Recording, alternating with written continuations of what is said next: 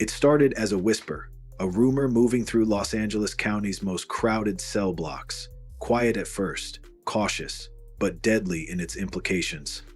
Word was spreading that the Mexican Mafia had issued a green light.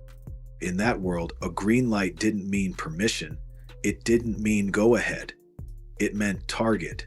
It meant that certain gangs, certain individuals, people who'd been protected under the blue and white umbrella of the Sueño identity for decades, were now fair game. No warning, no debate, no second chances. By the early 1990s, Los Angeles was already a city divided by invisible lines drawn in blood and concrete. Street corners doubled as international borders. Alleys could mean the difference between safe passage and no return. For decades, the Sueño identity had linked hundreds of Southern California neighborhoods under one loose banner, united by geography and the number 13, but not necessarily by loyalty or love. But the order spreading through the county jail system in those years would shatter even that fragile illusion of unity, and it would do so permanently. The architecture of control. To understand what happened in the green light era, you first need to understand the system that made it possible.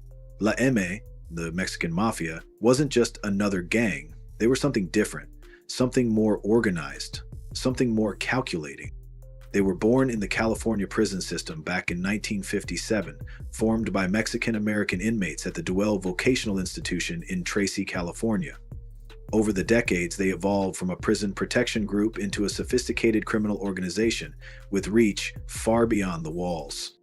By the time the 1990s rolled around, La M had perfected a business model that would make any criminal enterprise envious. They'd figured out how to tax the streets from inside maximum security prisons. They'd created a pyramid structure that funneled money upward while maintaining control through a combination of respect, fear, and calculated violence.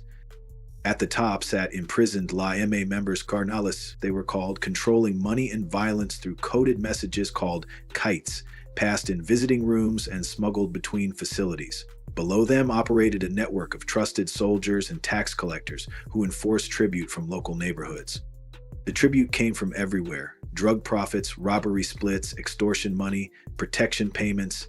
Every Sueño set from Harbor City to the San Fernando Valley knew the rules. Pay your cut, follow your shot caller, never question an order from the prison hierarchy. The system worked like clockwork. Under the blue bandana and the number 13, Sueños were never really a single gang. They were hundreds of barrios, each independent, each with their own history and beefs, but they were all supposedly united by fear of the same overseer, La M. The mandate.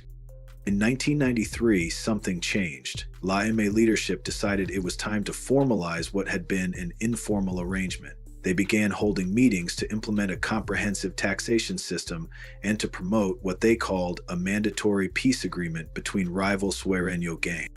On paper, it sounded almost noble. Stop the neighborhood wars. End the senseless killings between sets who should be brothers.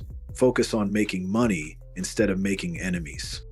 But anyone paying attention understood what it really was: a consolidation of power, a naked grab for absolute control over every Sueño neighborhood in Southern California. The meetings were held in various locations, sometimes in parks, sometimes in community centers, sometimes in the homes of influential gang members. Representatives from different sets were summoned. The message was delivered clearly: from now on, all Sueño gangs under La M's umbrella would pay regular taxes on their criminal activities. In return, they'd receive protection and the backing of La M's name. Most gangs listened, most gangs nodded, most gangs started figuring out how to redirect their cash flow upward. But not everyone. The first refusal. During one of those meetings, something unprecedented happened. Members of Lopez Maravilla stood their ground. They didn't just quietly decline. They didn't ask for time to think about it. They openly, publicly refused to pay taxes to La M. They challenged the Mafia's authority directly. Now, to understand why this was significant, you need to understand who Maravilla was. These weren't outsiders. These weren't some small-time crew trying to make a name. Maravilla had deep roots in East Los Angeles going back to the 1940s. They had multiple cliques spread across different neighborhoods. They had numbers. They had respect. And they said no. The response from La M was swift and absolute.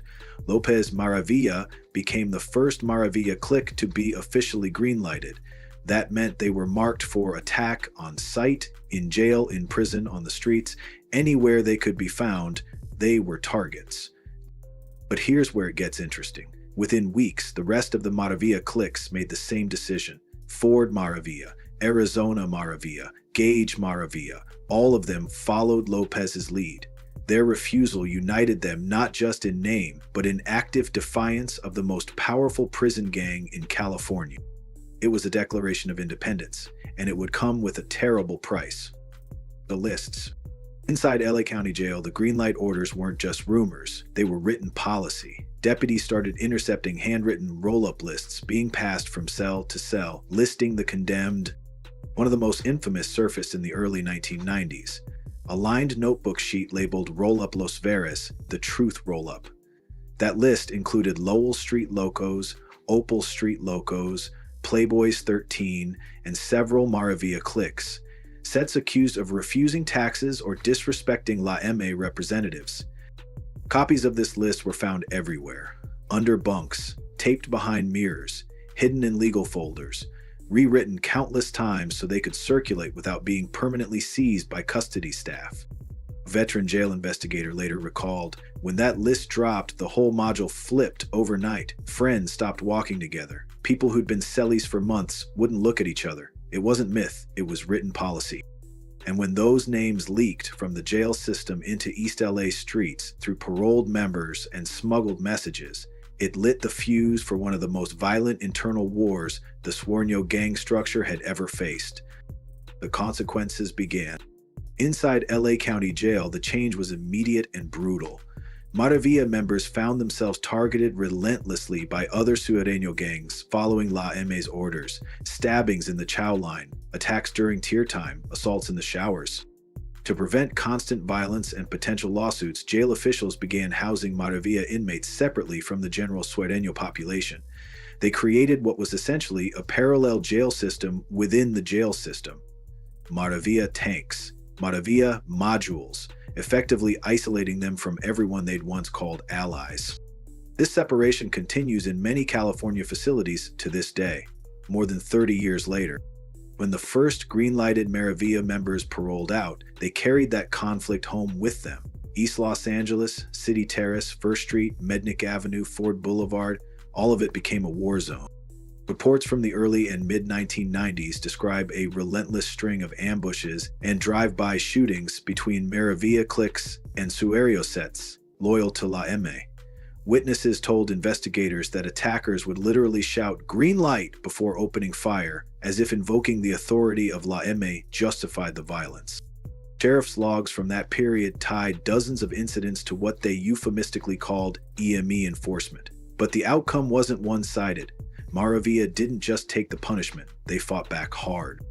Members from Ford, Lopez, Arizona, and Gage Maravilla organized their own retaliations against anyone carrying out mafia orders. A longtime gang investigator who worked East LA during this period said, "They were tearing up anyone who came into their zone. They didn't just defend, they went on offense. They fought the system inside and out." In other words, Maravilla was putting in work at the expense of the Mexican Mafia. For months, East LA residents heard nightly gunfire echoing through the low hills of City Terrace. Even after major 1994 sheriff's sweeps along Ford Boulevard and Brooklyn Avenue rounded up dozens of suspected shooters, the feud refused to die. By 1995, county intelligence units officially described it as a civil war among Southside gangs. Dozens were hospitalized. Others never made it home. Body counts rose on both sides. Yet in those barrios around First Street and Mednick Avenue, Maravilla's defiance became legend. They were the few who stood up to La M and survived, the few who said no and lived to tell about it. The rebellion spreads, El Sereno. The rebellion didn't stop in East LA. It spread eastward toward the hills of El Sereno and the dense blocks of Boyle Heights, where two more neighborhoods drew their own lines against the Mexican Mafia's control. Lowell Street Locos had been active in El Sereno since the early 1980s. They'd grown up in the shadow of larger, more established sets like El Sereno 13 and Barrio Nuevo Estrada. But by the early 1990s, they weren't taking orders from anyone. Multiple sources, including LAPD gang summaries and a 1997 Fox 11 undercover news segment, confirmed that Lowell Street was already resisting the Mexican Mafia's taxation system by 1992, right as the formal structure was being rolled out. When La M's collectors came demanding tribute, supposedly on behalf of El Sereno Rifa, Lowell Street refused. They told the collectors to take their demands and leave the neighborhood. That refusal set off a chain of events that would culminate in one of the most infamous moments in El Sereno gang history, the Tonito Incident. Antonio Tonito Rodriguez was the Mexican Mafia's appointed tax collector for the El Sereno corridor. He had a reputation for intimidation, he'd been around, he'd put in work, he had the backing of La M, which meant he theoretically had untouchable status. But Lowell Street had zero respect for him or his position. By spring 1995, tensions in El Sereno had reached a breaking point. Tonito had been pressuring Lowell Street for months to fall in line, pay the taxes, respect the structure, submit to La M's authority. They didn't just ignore him, they made a statement. One night, gunfire tore through a parked vehicle on a side street off Huntington Drive. Tonito was hit multiple times, slumping over the steering wheel before responders even arrived at the scene. He was pronounced dead shortly after. Investigators later tied the shooting to a young Lowell Street member, barely 19 years old, who was said to have emptied an entire clip into the car. The message was clear. La M's authority didn't extend to their neighborhood. They would rather go to war than submit. The retaliation. La M wanted blood in return. They couldn't let an attack on one of their tax collectors go unanswered, not if they wanted to maintain their control structure across Southern California. 3 months later, in the summer of 1995, a 1981 Cadillac was ambushed in nearby Lincoln Heights. The suspected shooter from the Tonito case was struck and killed instantly. Another passenger in the vehicle was left paralyzed from the waist down. A third was wounded but survived. Witnesses reported the gunmen yelling, "Hey, you votos got a green light out. This is for Tonitito," before firing every round from his 9mm pistol into the vehicle. Authorities later identified the shooter as a gangster named Javier Marquez, who was eventually sentenced to life without the possibility of parole for the murder. Violence for violence, blood for blood, the cycle that defined the green light era. Boyle Heights holds the line. Across the Los Angeles River in Boyle Heights, near the Santa Ana Freeway, the Opel Street Locos faced similar pressure from La M's taxation system. Opel Street was another independent clique dating back to the early 1980s. They controlled territory around Whittier Boulevard and the alleys off Opel Street itself, a small area but densely populated and profitable for anyone running hustles through it. When La M's tax collectors came demanding their cut of everything moving through that corridor, Opel Street gave them the same answer Lowell Street and Maravilla had given: no. Their position was simple and non-negotiable: no taxes, no tribute, no outside control of their neighborhood. That stance came with a heavy price. Members were targeted inside LA County Jail. Their home turf on Whittier became hostile territory for anyone associated with the gang. Shootings near Euclid Avenue and the 6th Street Bridge were logged by law enforcement as part of the ongoing fallout from the Green Line. Yet neither Opel Street nor Lowell Street folded under the pressure. A veteran Hollenbeck division officer who worked those streets during the mid-1990s later said, "Those little crews fought like they had nothing to lose. Outnumbered, outgunned, isolated, none of it mattered. They held their ground." By the mid-1990s, both Lowell Street and Opel Street were fully green-lighted. They faced raids, indictments, and constant shootouts with La M-like gangs. But they never submitted. They never paid the taxes. They never acknowledged La M's authority over their neighborhoods. The permanent separation. By 1995, the various street green lights had evolved into something more comprehensive: a full-scale internal segregation policy within California's correctional system. Inside the Los Angeles County Jail system, Maravilla, Lowell Street Locos, and Opel Street Locos were now classified as no good de sureños under La M's authority. This wasn't just informal beef between gangs. This was official policy enforced by both the criminal organization and, inadvertently, by the jail system itself. The jail's gang intelligence unit began listing these gangs under permanent green light status and separating them from the general sureño population to reduce the constant assaults and violence that erupted whenever they were housed together. Between 1995 and 1999, multiple documented stabbings occurred in Men's Central Jail involving Maravilla inmates targeted by La M.A.-like sureños. Sheriff's Department logs from those years show that EME enforcement assaults were among the leading causes of lockdowns in specific housing modules, particularly modules 2700 and 3300. The attacks often took place during movements to chow or court appearances when inmates from different housing units would briefly mix. This prompted deputies to create what they called an unofficial Maravilla tank, where green-lighted gang members could be housed together for their own protection. Lowell Street and Opel Street members, both small in numbers but sharing the same green-lighted status, were often housed alongside Maravilla to prevent further assaults. The violence continues. In early 1996, a major riot inside Men's Central Jail left over a dozen inmates injured after sureños aligned with La M.A. attacked a group of Maravilla and other independent Latino inmates in the exercise yard. The fight involved dozens of participants and required tactical teams to suppress. A year later, in 1997, the newly opened Twin Towers Correctional Facility, built to replace overcrowded sections of Men's Central Jail, documented its first gang disturbance between La M.A. loyalists and inmates identified as no good. Reports from that incident describe homemade weapons fashioned from broom handles, shanks constructed from metal bed frames, and even hot water assaults used during these fights. Sheriff's investigators attributed nearly all of these incidents to the enforcement of ongoing green lights that had been issued years earlier. The California Department of Corrections and Rehabilitation, CDSR, began formally tracking green-lighted gangs under what they called the Security Threat Group designation. The database listed dozens of smaller barrios that had refused mafia taxation, including all the Maravilla cliques, Lowell Street, and Opel Street. The 2000 institutionalized decision. In 2001, a major incident inside Men's Central Jail drew media attention after a brawl between Maravilla and 18th Street inmates left 3 people hospitalized and forced a full lockdown of 5 separate housing modules. The incident made local news and prompted questions about why the jail system couldn't control gang violence. But custody staff knew the truth. This wasn't random gang violence. This was structural, political, rooted in decisions made years earlier that had created permanent divisions within the Latino inmate population. 2 years later, in 2003, an East Los Angeles gang sweep conducted by LAPD's Operation Safe Streets unit targeted parole violators tied to Maravilla cliques still resisting mafia control. Over 30 arrests were made in a single operation, confirming that the feud between Maravilla and La M.A.'s gangs had migrated from jail cells back onto East LA streets in a continuous cycle.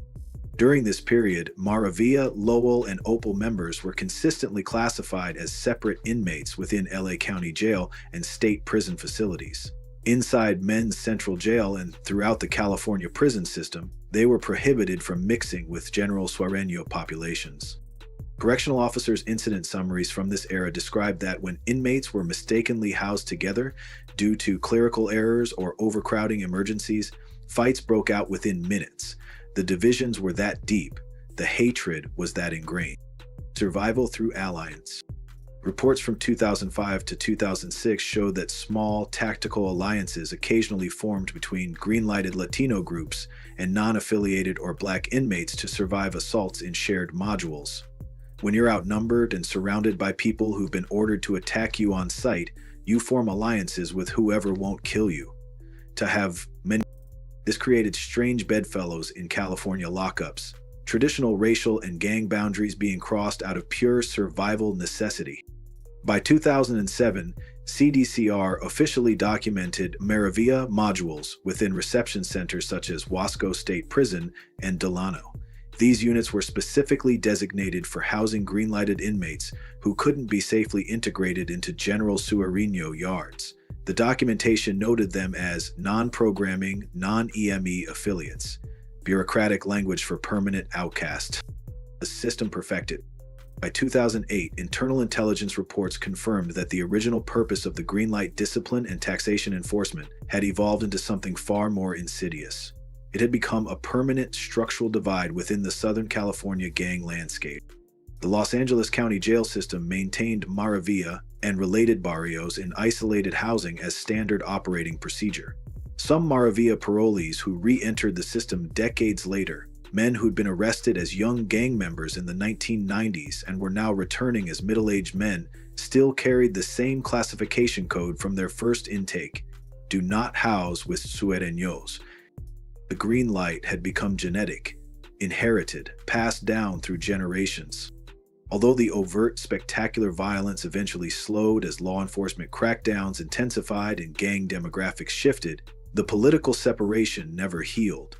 Every new generation of Maravilla, Lowell Street, or Opel Street members inherited the same outcast status: outsiders among their own kind. Fear as governance. By the late 2000s and early 2010s, something remarkable had happened. The green light system had transformed from an active violence mechanism into a psychological control structure. The MA no longer needed to constantly issue new green lights or enforce them through direct violence. The system had become self-regulating. Young Sureño gang members entering the criminal justice system for the first time already knew the rules. They'd absorbed them from older homies on the streets. They understood which gangs were no good and why they needed to be avoided or attacked. The 2012 federal indictment known as Operation Black Flag revealed the full scope of how La MA used green lights to control not only gang activity but also jail economics. From commissary taxes to contraband markets, federal prosecutors documented how the mere threat of being green-lighted was enough to keep most gangs in line. This period saw dozens of what law enforcement called internal removals, gang members killed by their own side for suspected disloyalty, ordered without physical meetings between La MA leadership and the shooters. Messages were passed through multiple layers of intermediaries, orders were given in code, violence was outsourced. It was proof that reputation and fear now carried the same weight as actual violence. Sheriff's intelligence reports from this era noted something troubling. Many younger Sureño gang members no longer understood the original reasons behind old green lights. They didn't know the history. They didn't know that Maravilla had refused taxation, or that Lowell Street had stood up to collectors, or why Opel Street was considered no good. They just knew they were supposed to attack them on sight. They obeyed out of habit and fear, not understanding or loyalty. The long shadow. The groups who'd been green-lighted in the 1990s, Maravilla, Lowell Street, Opel Street, continued serving time under permanent separation codes well into the 2010s and beyond. Parole officers documented cases where former members of those barrios were denied protective custody placement because their no-good status had become so normalized it wasn't even considered special circumstances anymore. They weren't active enemies requiring protection, they weren't allies deserving integration, they were simply outsiders, a category all their own. As technology entered jail systems in the 2010s, surveillance cameras, computerized tracking, improved staff training, open assaults decreased, but the political structure stayed completely intact. Interviews with ex-inmates from this era describe how the fear of internal punishment persisted even in lower separate yards and minimum separate camps. Being labeled disloyal or no good could isolate an inmate more effectively than any physical violence ever could. The streets, remember. On the streets, the multi-agency gang injunctions, originally created to reduce shootings and violence, ended up inadvertently reinforcing those same internal divisions created by the green light system. Law enforcement gang mapping from the 2010s showed that several East LA neighborhoods still reflected old political lines drawn in the 1990s. There were Sureño-controlled zones that paid taxes and followed La MA's structure, and there were independent pockets where Maravilla or Lowell Street families continued to live apart, maintaining their own identity outside the larger Sureño cop. These weren't active war zones anymore. The spectacular drive-by shootings and daily violence had mostly subsided, but the divisions remained, the distrust remained, the separation remained. The 2020s. Legacy of fear. By the 2020s, La MA's direct operational influence over street gangs had diminished significantly through repeated federal RICO prosecutions, deaths of key leadership, and generational shifts in gang culture. Many of the original carneros who'd ordered the green lights in the 1990s were either dead or serving life sentences with no possibility of parole. But the culture of fear they'd built remained embedded in Sureño identity like DNA. Prison data from CDCR still lists Maravilla as non-EME affiliated, using classification codes created 3 decades earlier. The department's housing policies continue to separate them from general Sueño populations. Younger gang members who weren't even born when the original green lights were issued still inherit these labels without understanding the history behind them. A corrections officer who'd worked in California prisons for over 25 years told a journalist in 2023, "These kids don't know why they're supposed to hate each other, they just know they do. The beef got passed down like an inheritance." Sociologists who've studied the green light era describe it as a case study in coercive governance, a system where compliance was achieved not through constant violence, but through the memory of violence, through the mythology of violence, through the threat that violence could return at any moment if orders were disobeyed. The code survived its creators. The system outlived the men who built it. The rebels became legend. In the oral history of East Los Angeles gang culture, the stories of those who resisted have taken on mythological qualities. Lopez Maravilla standing up in that meeting and refusing to pay, Lowell Street taking out a tax collector, Opel Street holding its tiny piece of Boyle Heights against overwhelming pressure. These tales carry both pride and caution. Pride in standing apart from the crowd, pride in refusing to submit, but also caution about what that resistance cost. Maravilla survived as an independent entity, but they survived in isolation and under constant threat. Lowell Street maintained their autonomy, but members spent decades in segregated housing units. Opel Street held their ground, but by the early 2000s their numbers had dwindled so much they were barely functional as a gang. Independence came with a price. Defiance had consequences that stretched across generations. The final truth. One retired LAPD gang investigator who'd served in East LA during the 1990s put it plainly in a 2022 interview with the Los Angeles Times. "They built a government out of fear and it still runs without them. That's the scary part. The structure outlived the people who created it." Even now, decades after the first green light orders were handed down, decades after the most violent years of enforcement, decades after many of the original La MA leadership have died or been imprisoned for life, the shadow of the green light still lingers over Southern California's gang landscape. What began as a disciplinary policy inside prison walls reshaped generations of gang culture. It created permanent divisions. It taught tens of thousands of young men to self-regulate through fear, to obey orders they never heard from commanders they never met. And for those who resisted, Maravilla, Lowell Street, Opel Street, it became a badge of identity, a line they refused to cross even when it meant isolation, violence, and being marked for life. When young gang members today ask about Maravilla, the answer is always the same. They didn't fold. They fought everybody. They stood alone. That's how the legend survives. Not in graffiti or news headlines, but in the unspoken understanding that power, once abused, always leaves a scar, and some scars never fade. The green light era proved that the most effective weapon isn't a knife or a gun, it's fear itself. La MA understood that. They weaponized it, they perfected it, and even after their empire crumbled under federal prosecution and generational change, the weapon they created continues to function. That's the full story. That's the legacy. That's what happened when fear became law in the Los Angeles underworld. If this resonates with you, if you learned something, drop a like and hit that subscribe button. More deep dives into gang history, prison politics, and street culture coming soon. Until then, stay aware, stay educated, and respect the streets.